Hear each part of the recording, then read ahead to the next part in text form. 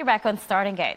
Even as Environment Secretary Regina dukes it out with the miners, she is turning her favor on one sector: renewable energy. Her office has promised to fast-track permits for RE projects, and already some 800 are under review. One of the companies poised to benefit from this boom is Pure Energy, which is gearing up to go public this year. To talk more, let me bring in Gary Espino. He's the president of Pure Energy. Gary, welcome to the show. Good to have you. Good morning. So it's a big year for you guys. You're, laying the groundwork for an IPO. Let's take a look at the details. We're talking about up to 2 pesos a piece, 1.6 to 2 pesos a piece. Yes. In total, you're looking to raise up to 1.58 billion pesos to sell 930 million common shares, and looking to do so by the first half of 2017. I want to know, why go public and what is the money for? Okay. Well, Pure Energy is actually focused on mini hydros. We are focused also on bulk water services outside Metro Manila, and the geothermal energy as well. The IPO will be funding our equity portion for the projects that we're currently undertaking with the different partners that we have. Number 2, it's going to be funding also our development projects, mostly situated in Mindanao. And thirdly, is basically for capital and operating expenditures as well of the company. And in fact, one of the partners you mentioned is Meralco, with which you have existing hydropower plant agreements. Is that correct? Yes, that's correct. Okay, and is there a target in your mind as far as the number of projects is concerned? Right now, we have a total of 9 projects with Meralco. We just broke ground and financially closed last December in Bukidnon for 10.6 megawatts. That's the Pulanay project. And construction is about to begin. Later this month, we are again groundbreaking for another project in Quezon. This is the Lalawinan project. And this is a 3 megawatt project as well. So we're moving, given that the partnership started back in March, we're moving quite aggressively on the timeline to complete them.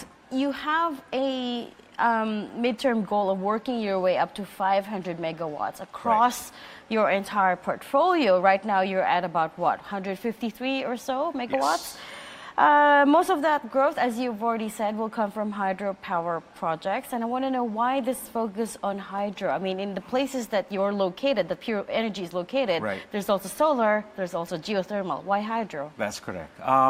Hydro, compared to the other renewable sources, has its advantages. Number 1, in terms of lifespan. We own today Philpodeco. Basically it's a combination of 3 plants in Laguna, and we're celebrating the 90th birthday of that plant, built by the Americans, and we are in the process of rehabilitating that facility to double the capacity. That should go online at least for the first plant by the first quarter of this year. So the lifespan is an advantage. Number 2, the operation and maintenance costs. It's much less to operate a mini hydro compared to solar and to the other renewable sources. Number 3, it's a 24/7 operation. We've mapped out our hydrology properly on all the locations. We are in water-rich provinces like Laguna, Quezon, and Bukidnon. Coming back to your point about costs, operational costs for producing solar energy have also come down drastically in the last few years. That's right. So why not, equal measure solar and hydro? Right. Okay. In terms of capacity factors that these plants can generate, solar is limited, as you know. You need the power of the sun to do it. So you need about 3 to 4 hours a day.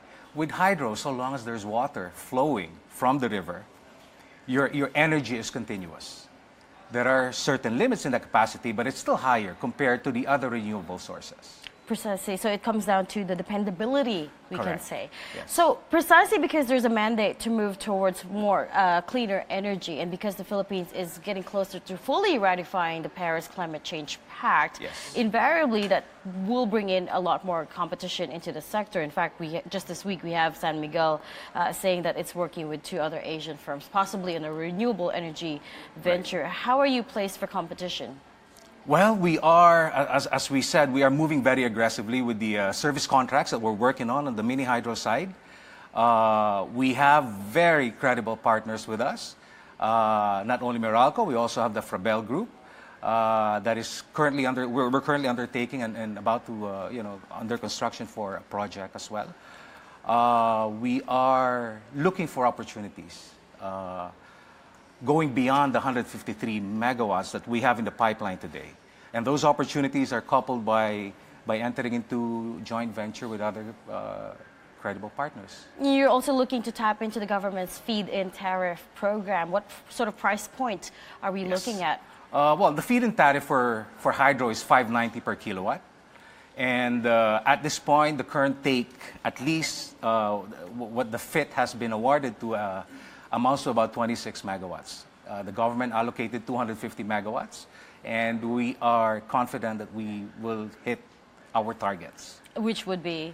Which will be, well, again, the pipeline right now is about 125. We're confident we're going to hit that target and hopefully get the feed-in tariff. So 125. Any concerns at all about President Duterte's comments about wanting to open up the energy sector?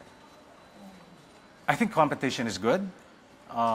We see a lot of foreign players in the market. And I think that will bring up the quality. I mean, it will raise the standard and the quality of players that is now investing in the market. So bringing in the players in the market would be very good for energy. Renewable energy for that. Very fair points. An IPO within the first half of 2017. We're confident we can push it out within the first half of the year? Very confident. All right, we're going to have to leave it there. Gary Espino, President of Pure Energy, we appreciate your time this morning. Thank you. Here's a